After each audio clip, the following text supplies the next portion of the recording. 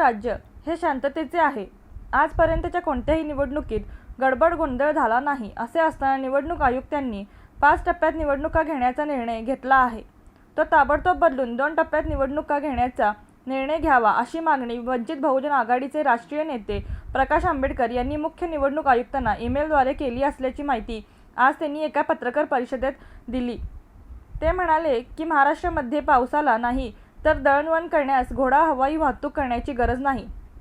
कोणताही धार्मिक सण नाही। धुळीवंदन हा तर देशभर असल्याने त्या तारीख सोडूनच निवडणूक जाहीर झाल्या आहेत।